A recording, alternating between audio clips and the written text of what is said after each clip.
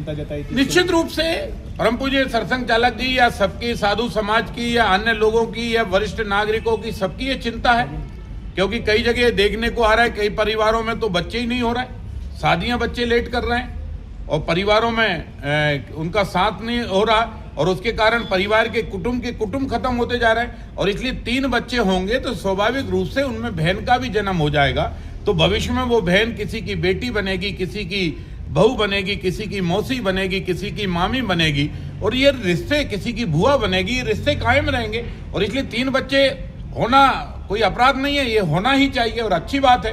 कम से कम आपको 5 से 25 बच्चे जो पैदा कर रहे हैं उनसे भी अगर हिंदुस्तान बचाना है तो 3 बच्चे तो हर हिंदू को अनिवार्य रूप से धीरे धीरे पैदा करना ही चाहिए, ये जरूरी है। बच्चे सुसंस्कृत रहे, उनको संस्कार मिले, उनको शिक्षा मिले, उनको रोजगार मिले, ये परिवार चिंता करे। ये सब ध्यान बटाने वाली बातें हैं। ये संघ के लोग कुछ शादी करते नहीं हैं और इनके पुराने जो शादी करते हैं वो छोड़ देते हैं अपनी पत्नी को। पहले इस पे देखें, दूसरा जिस बात के लिए कह रहे हैं पहले वो देखें कि कितने भारतीय जनता पार्टी के बड़े बड़े नेताओं की बच्चियों ने मुस्लिम समाज में शादी की है, ये सब देखें पहले।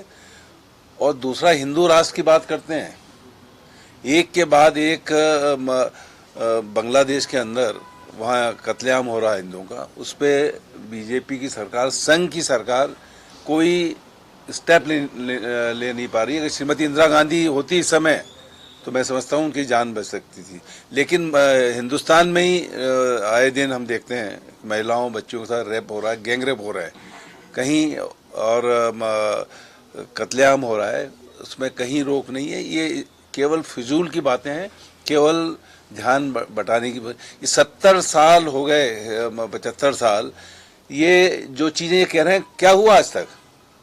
सब बाबा साहब अम्बेडकर के संविधान के साथ सब चीज़ें नॉर्मल चल रही है।